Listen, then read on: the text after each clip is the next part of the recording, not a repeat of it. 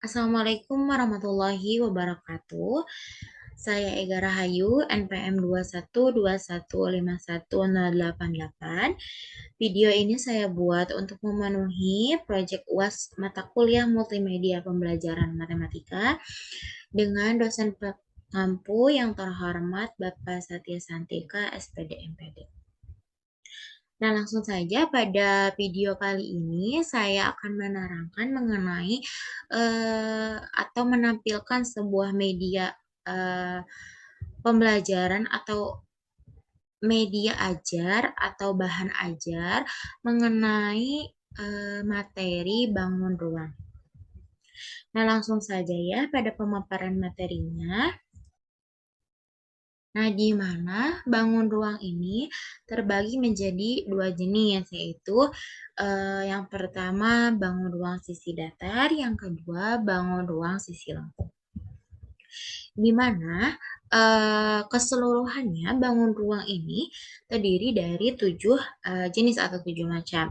Nah, karena terbagi dua tadi, di mana bangun ruang sisi datar terdiri dari 4 bangun ruang. Nah, untuk bangun ruang sisi lengkung terdiri dari 3 bangun ruang.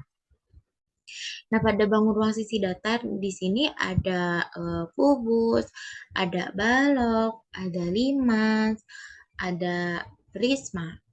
Nah, keempat bangun ruang tersebut dicirikan dengan adanya garis datar pada alasnya.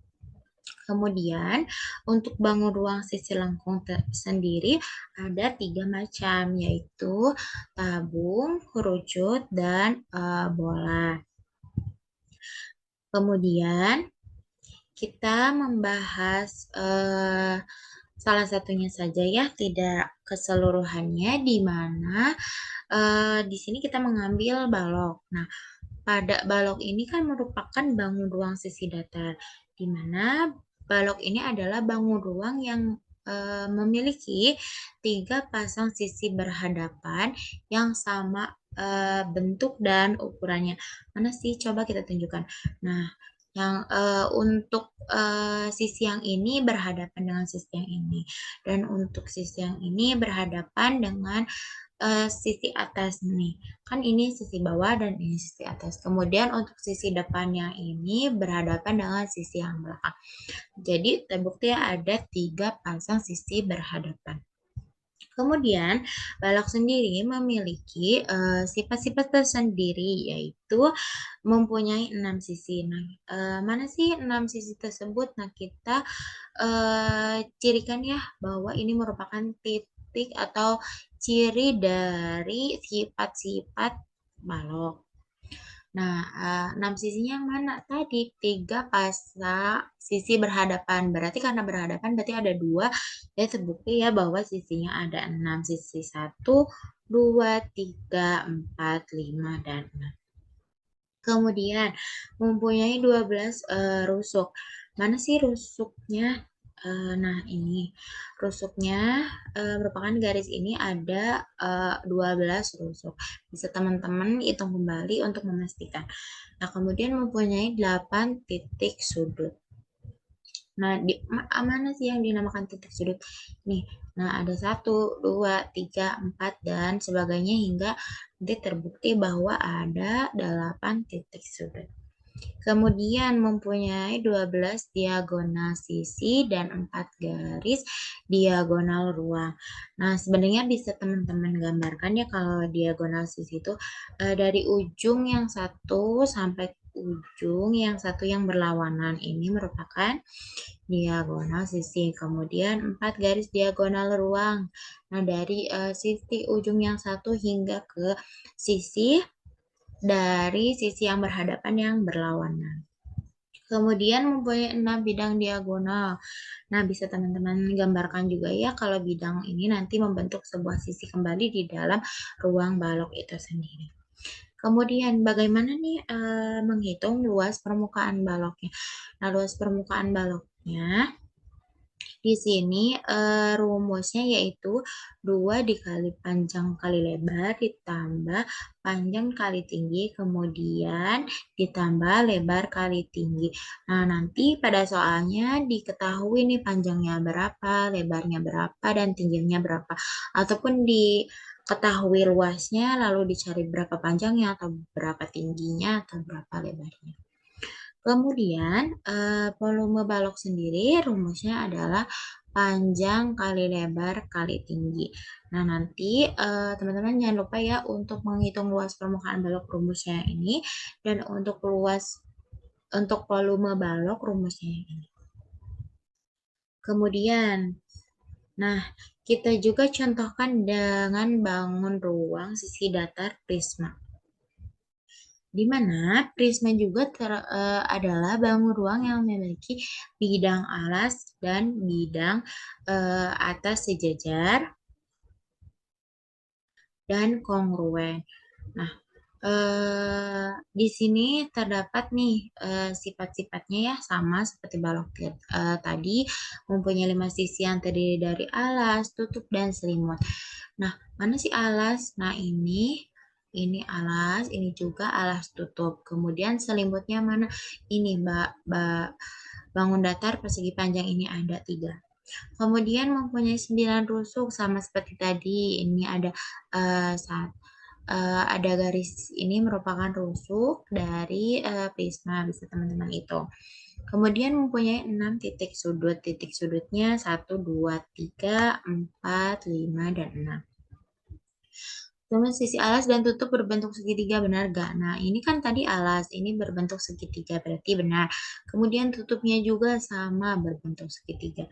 Nah, sisi tegak atau selimutnya berbentuk persegi panjang ya, tadi seperti yang sudah disebutkan. Kemudian prisma juga mempunyai jaring-jaring dan itu tidak hanya prisma saja. Balok mempunyai jaring-jaring, kubus mempunyai jaring-jaring.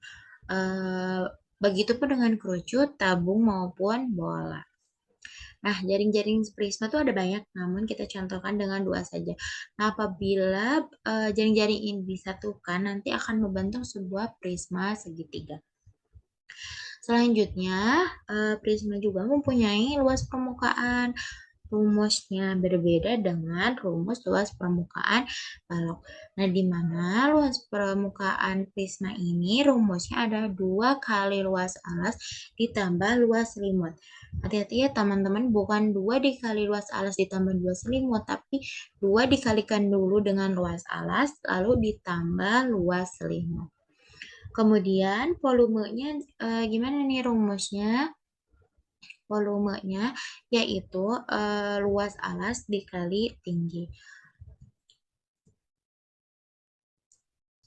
Nah, selanjutnya kita mempunyai contoh soal dari penyelesaian bangun ruang. Nah, di mana pada contoh soal ini kita diminta untuk menghitung sebuah kubus yang memiliki luas permukaan yaitu luas permukaannya yaitu 726 cm kuadrat. Nah, hitunglah volume kubus tersebut. Nah, pertama-tama karena rumus dari kubus itu tersendiri luas permukaannya itu diketahui ya, yaitu 726. Kemudian rumus luas permukaan kubus tuh rumusnya 6S kuadrat. Nah, pertama-tama berarti kita harus mencari tahu dulu nih apa rumus volume dari kubus. Volume dari kubus itu adalah S kuadrat. S kuadrat ini apa? Berarti sisi kubik. Maaf ya, sisi kubik. Nah, S pangkat 3. Berarti kita harus mencari dulu nilai S ini berapa. Kemudian caranya yaitu karena diketahui luas permukaannya adalah 726 sama dengan kita samakan dengan 6S kuadrat. Nah, kita sama-sama kedua ruas dibagi dengan 6 sehingga S kuadrat sama dengan 726 dibagi 6. hasil bagi dari 726 dibagi 6 adalah 121. Jadi S kuadrat adalah 121. Kemudian kita akarkan kedua ruas sehingga akar dari 121 adalah 11 sehingga diketahui S-nya tuh adalah 11 cm. Nah, karena kita sudah mengetahui nilai S-nya, maka kita substitusikan ke rumus volumenya, yaitu rumus volumenya adalah S pangkat 3, berarti sisi kali sisi kali sisi, nilai sisinya adalah 11, berarti 11 kali 11 kali 11 hasilnya adalah 1331 cm kubik. Kemudian contoh soal selanjutnya, kita akan mencari, kita mengetahui bahwa ada sebuah tabung dengan tingginya 20 cm dan diameter lingkaran alasnya 14 cm. Tentukan luas permukaan tabung tertutup dan tanpa tutup. Nah, kita ini dulu ya, susun apa yang diketahui dari soal. Diketahui dari soalnya tuh tingginya tuh ada 20 cm. Kemudian diketahui bahwa diameternya adalah 14. Maka karena diameternya 14, jari-jarinya merupakan setengah dari diameter, yaitu berarti 7 cm. Kemudian apa yang ditanyakannya? Ditanyakannya adalah luas permukaan tabung tertutup dan tanpa tutup. Berarti sempurna ya, tabung sempurna dan tabung tanpa memiliki tutup tabung gitu. Penyelesaiannya kita hitung terlebih dahulu luas permukaan dengan tutup. Nah, rumus luas permukaan tabung dengan tutup yaitu 2 pi R ditambah T. Nilai pi ini kita menggunakan dengan 22/7. Kita substitusikan ya, R-nya adalah 7 dan tingginya yaitu 7 ditambah 20. Tingginya adalah 20. Nah, gitu ya, teman-teman. Terus kita substitusikan, berarti kita bisa selesaikan 7 dibagi 7 habis. Kemudian 20 ditambah 7, 27. Kita operasikan sehingga didapat bahwa luas permukaan dengan tutup yaitu 1188 cm kuadrat. Nah, kita sekarang barulah hitung luas permukaan tanpa tutup. Rumusnya yaitu pi R 2 ditambah T ditambah R. Pi-nya juga sama menggunakan 22/7.